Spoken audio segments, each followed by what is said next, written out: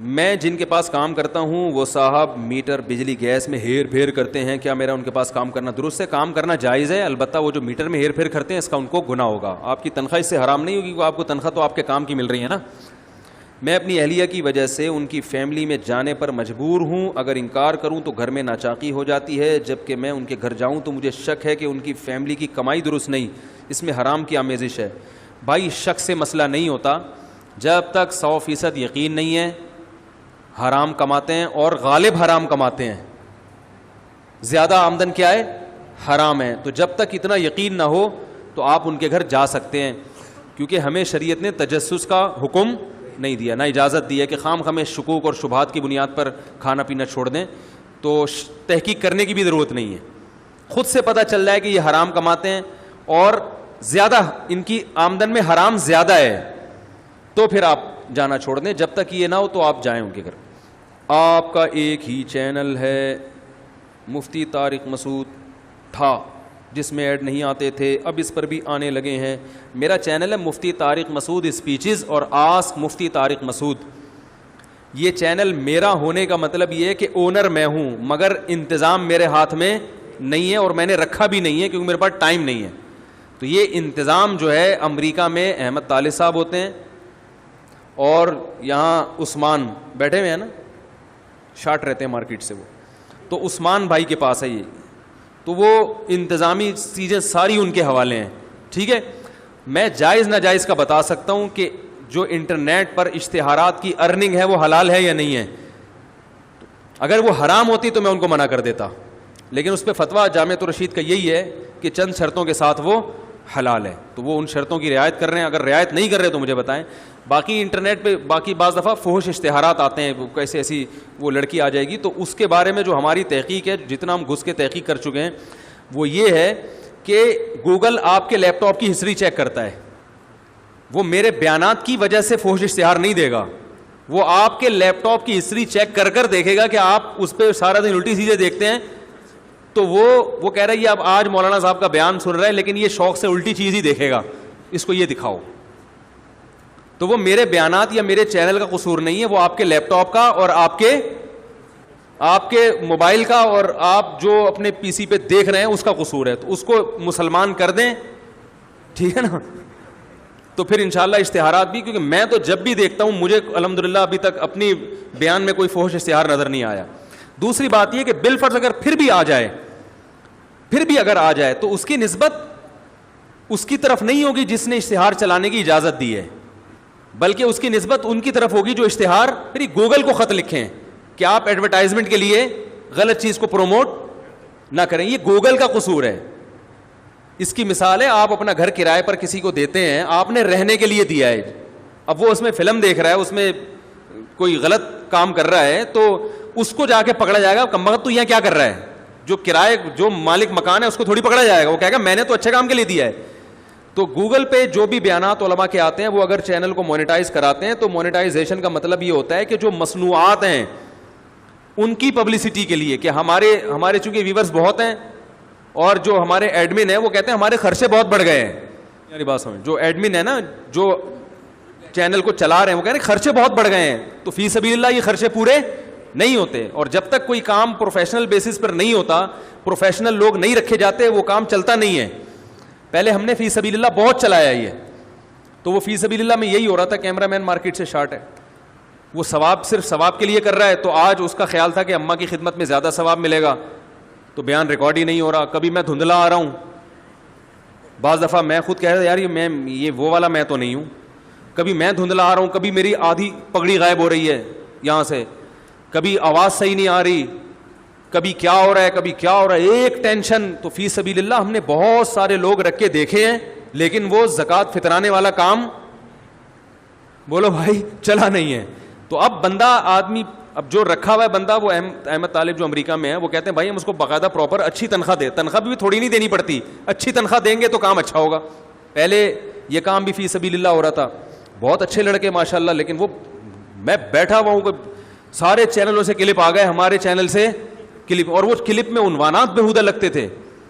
اتنا بدنام کیا مجھے بعض چینلوں نے، اتنا میرا امیج دنیا میں خراب کر کے رکھ دیا، ایسے ایسے بےہودہ عنوانات لگائے ہیں، الامان والحفیظ. ہر دوسری بات کوئی ایسا ٹاپک ہوگا جو نوجوانوں کو اٹریکٹ کرے گا بس, حالانکہ اس میں وہ بیان نہیں ہوگا, لیکن بہت سے لوگ پورا بیان نہیں سنتے, بس وہ یہ دیکھ رہے ہوتے ہیں. ایک صاحب آئے, انہوں نے کہا کہ مفتی صاحب یہ آپ کے میں نے نام لکھا تو یہ آ رہا ہے, دیکھو آپ ہر چینل میں. اور میں تو کل اپنا ایک کلپ دیکھا, اس میں وہ کلپ میں یہ تھا خواتین باریک لباس نہ پہنے, تو ایک ایکٹر کو کھڑا کیا ہوا ہے ساتھ میں باریک لباس پہنا کے, اور ساتھ میں مولانا صاحب کی تصویر لے میری حضرت جی کی. میں نے کہا یار میرا اس کے ساتھ کیا جوڑ ہے, مجھے اس کے ساتھ چپکا کے. خواتین وہ تو لوگ کہیں گے یار باریک لباس پہنو نہ پہنو, یہ دیکھو تو صحیح اس کو, تو وہ اپنے ویورز بڑھانے کے لیے. تو ان سب چیزوں کو کنٹرول کرنے کے لیے پھر وہ انہی لوگوں نے مشورہ کیا کہ بھائی یہ چینل کو مونیٹائز ہونا چاہیے تاکہ ہم کم از کم اپنے مصارف تو پورے کریں نا. سمجھ رہے کہ نہیں سمجھ رہے؟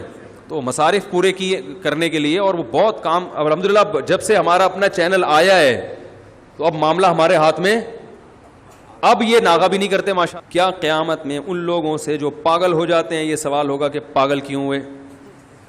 بھائی میرا آپ سے سوال ہے کہ آپ پاگل کیوں ہیں, آپ کیسی باتیں کر رہے ہیں؟ اگر وہ اپنے اختیار سے پاگل ہوئے ہیں, ایسی کام کی انہوں نے, پھر یقیناً سوال ہوگا. بعض لوگ ایسی حرکتیں کرتے ہیں کہ اس کا انجام پاگل پنہ ہی ہوتا ہے. اس کا انجام کیا ہوتا ہے؟ پاگل پنہ. میڈیکلی جو چیز دماغ کو سکون دیتی ہے وہ ہے محنت, تھکانا اپنے آپ کو. جو مصروف آدمی ہے وہ خوش رہتا ہے. میں مزدوروں کو دیکھتا ہوں, ہمیں سب سے زیادہ ٹینشن میں مزدور لوگ لگتے ہیں, لیکن میں قسم اٹھا کے کہہ سکتا ہوں کہ سب سے زیادہ ہنسی خوشی زندگی مزدور طبقہ گزارتا ہے. یہ لوگ ڈپریشن کے مریض نہیں بنتے. صبح سے وہ بوریاں لے کے جا رہے ہیں, چھت پہ رکھ رہے ہیں اور کام کر رہے ہیں, گارے مٹی کا جو ہے نا وہ لگے ہوئے ہیں. ہمارے والد صاحب گھر میں صحن بنا رہے تھے, تو وہ مزدوروں کو میں دیکھتا تھا, مغرب تک وہ کام کرتے تھے, مغرب کے بعد وہ جانے کی کرتے تھے. تو میں نے ان مزدوروں سے کہا بھائی یہ جو تم صحن پہ یہ, اب یہ جب انسان خوش ہوتا ہے تو اس کی طبیعت میں مزاح ہوتا ہے نا. تو میں نے مزدوروں سے کہا, میں نے کہا یار یہ ذرا اچھی طرح رگڑائی کرو, یہ جو فرش ہے نا ایک دم خوب چمکتا ہوا فرش ہونا چاہیے. بعض دفعہ ایسی گھسائی کریں تو کھردرا فرش بنا کے چلے جاتے ہیں. انہوں نے کہا ٹھیک ہے, اس کے لیے سرسوں کا تیل چاہیے, اتنے پاؤ ناریل کا تیل چاہیے. اب وہ کھیل رہے تھے میرے سے. میں نے کہا یار ناریل کا تیل آج تک تو میں نے کسی کو دیکھا نہیں فرش میں ڈالا. انہوں نے کہا نہیں, ہم آپ کہہ رہے ہیں اس کو چمکتا ہوا فرش ہو تو ناریل کا تیل لے آؤ.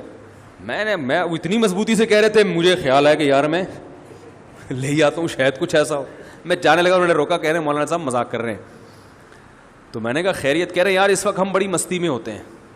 مجھے خود بتایا, کہہ رہے ہیں صبح سے جو ہم محنت کرتے ہیں کام کرتے ہیں نا, اس وقت مغرب کا ٹائم ہے, ہم ہوتے ہیں تھکے ہوئے, اور اب گھر جائیں گے, بیوی بچوں سے ملیں گے, کھانا کھائیں گے, نہا دھو کے صاف کپڑے پہنیں گے, لمبی تان کے سو جائیں گے. کہہ رہے اس وقت بڑی خوشی ہوتی ہے ہمیں.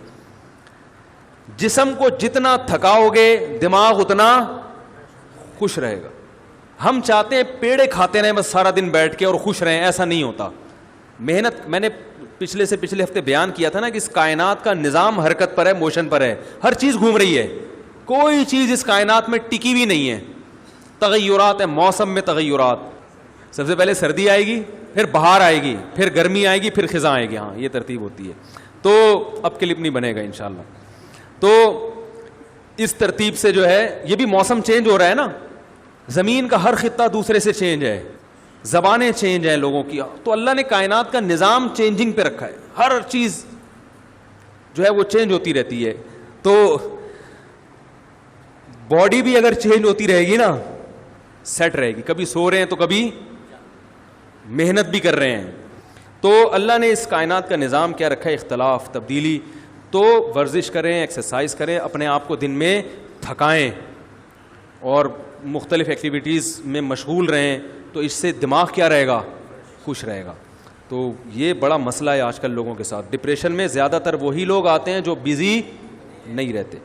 ڈاکٹر عبدالحی صاحب کی کتاب احکام میت میں لکھا ہے کہ خودکشی کرنے والے کی نماز جنازہ بھی ہوگی اور اس کے لیے دعائے مغفرت بھی ہوگی, جبکہ ہم نے آپ سے سنا ہے کہ خودکشی کرنے والے کا جنازہ نہیں پڑھا جائے گا. دیکھو رسول اللہ صلی اللہ علیہ وسلم نے خودکشی کرنے والے کا جنازہ نہیں پڑھا, لیکن صحابہ کو پڑھنے سے منع نہیں کیا. تو اس سے علماء نے کہا ہے کہ جو قوم کا مقتدا ہے, کوئی بڑا آدمی ہو, تو وہ بائیکاٹ کرے تاکہ لوگوں کے دل میں خودکشی کی نفرت پیدا ہو. لیکن عام مسلمان اس کی نماز جنازہ پڑھیں گے اور اس کے لیے دعائے مغفرت تو سبھی مانگیں گے. مسلمان ہے, بہرحال گناہ ہوا تھا اس سے, تو مسلمان کی بخشش کے چانسز ہیں اگر اس کے لیے دعا کی جائے. نماز جنازہ پڑھانا ولی کا حق ہے یا امام مسجد کا؟ نماز جنازہ پڑھانا امام مسجد کا پہلا حق ہے. سمجھ رہے ہو؟ اس پہ دلائل اگلے شمارے میں. اگر حلالے کے بعد پہلے شوہر سے شادی کر لی جائے تو شوہر کے پاس دوبارہ 3 طلاقوں کا حق آ جاتا ہے. یہ ایک میں یا ایک ہی دفعہ طلاق دینے سے طلاق مغلظ؟ نہیں 3 طلاقوں کا حق آ جاتا ہے اس کے پاس. کیا جنت میں بچے پیدا ہوں گے؟ ہوں گے. ٹی وی پر جو اداکارائیں آتی ہیں ان کو دیکھنا کیسا ہے جو کہ پورے لباس میں بھی نہیں ہوتی؟ دیکھنا صحیح نہیں ہے بھائی. کیوں دیکھ؟ کیا اجینو موتو کھا سکتے ہیں؟ کھا سکتے ہیں بھائی, کیونکہ وہ نمک ہے نا بھائی. گدھا بھی نمک کی کان میں گر کے مر جائے اور نمک بن جائے تو حلال ہو جاتا ہے, کیونکہ وہ گدھا نہیں رہتا. تو اجینو موتو بھی کیا ہے؟ نمک ہے. وہ جس چیز سے بھی بناؤ جب نمک بن گیا تو وہ نمک ہے, وہ کچھ اور نہیں ہے. کیا قادیانیوں سے نفرت کرنی چاہیے یا ان سے محبت اور ہمدردی کرنی چاہیے تاکہ وہ اسلام کی طرف آ جائیں؟ جیسے نبی نے مشرکین سے محبت کی. کسی کو دین کے قریب کرنے کے لیے اس سے نرم لہجے میں بات کرنی چاہیے, محبت سے بات کرنی چاہیے. اور اگر دین سے قریب آنے کا کوئی اندیشہ نہ ہو تو پھر نہ دوستی رکھو نہ دشمنی رکھو. صحیح ہے؟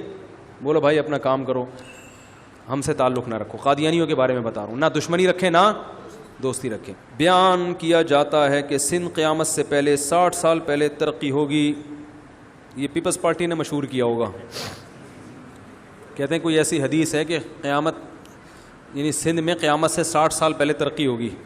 سندھ میں بظاہر حالات ترقی کے لگتے نہیں ہیں, تو جب تک کوئی اہل اچھی حکومت نہ آ جائے. کیا بیوہ اور طلاق یافتہ کی عدت میں فرق ہے اور طلاق یافتہ کے لیے عدت ضروری ہے؟ اگر عدت نہ گزارے تو کیا کفارہ ہے؟ کبیرہ گناہ ہے. طلاق یافتہ پر بھی عدت واجب ہے, بیوہ پر بھی. دونوں کی عدت میں فرق ہے کہ طلاق یافتہ کی عدت ہے 3 دفعہ مینسز آئیں, حیض آ کے ختم ہو جائے, اور بیوہ کی عدت ہے 4 مہینے 10 دن. اور اگر پریگننسی ہے تو پھر دونوں کی عدت سیم ہے. بچہ جیسے ہی پیدا ہوگا عدت ختم ہو جائے گی. شوہر کا انتقال ہوا اور اگلے منٹ میں یا اگلے گھنٹے میں بچہ پیدا ہو گیا تو عورت کی عدت ختم. اگر کوئی نامحرم رشتہ دار مثلاً کزن وغیرہ ہوں تو ان سے کس حد تک تعلق رکھنا چاہیے؟ کزن اگر عمر میں زیادہ ہے اور اس میں اٹریکشن ختم ہو گئی ہے تو پھر تو آپ اس سے سلام دعا بھی کریں. بڑی آپی ہیں, آپ کی بڑی باجی ہیں, کوئی آپ کو فتنے کا اور ان کو بھی اندیشہ نہ ہو, ایج اتنی زیادہ ہو گئی ہو تو پھر تو بڑی باجی کی طرح آپ ان سے السلام علیکم باجی باجی بولا کریں. باجی آنٹی نہ بولیں, آنٹی سے مسئلہ آج کل بڑا خراب ہوتا ہے. آپ خیریت سے ہیں, کوئی خدمت ہو تو بتائیے, اتنا کافی ہے. ٹھیک ہے نا؟ اور اگر جوان کزن ہے تو پھر فری ہونے کی کوشش نہ کریں, جائز نہیں ہے, اس میں فتنے کا اندیشہ ہے. میں تو لوگوں سے کہتا ہوں بھائی یہاں بیچاری خواتین وزن اٹھا کے لا رہی ہوتی ہیں خریداری کر کے, تو جو لڑکے وہاں بیٹھے ہوتے ہیں ان کی ذمہ داری بنتی ہے ان سے وہ سامان لے لیں اور ان کے گھر پہنچا دیں. اس میں یہ نہ دیکھیں جوان خاتون ہے بوڑھی خاتون ہے, بہرحال عورت ہے, وہ اس کے لیے وزن اٹھانا مشکل ہے, تو آپ بھی اچھے جذبے کے ساتھ بہن سمجھ کے خدمت کریں ان کی. ٹھیک ہے نا؟ پھر اتفاق سے ان کو آپ پسند آ گئے ہیں, ان کو آپ پسند آ گئے اور ابا کو انہوں نے بتایا جا کے, تو ابا نے کہا بھائی ہمیں داماد تو ایسے ہی چاہیے خدمت گزار, تو اتفاق کی بات ہے اگر وہ آپ کو بلائیں اور آپ کی شادی اپنی بیٹی سے کر دیں, سبحان اللہ.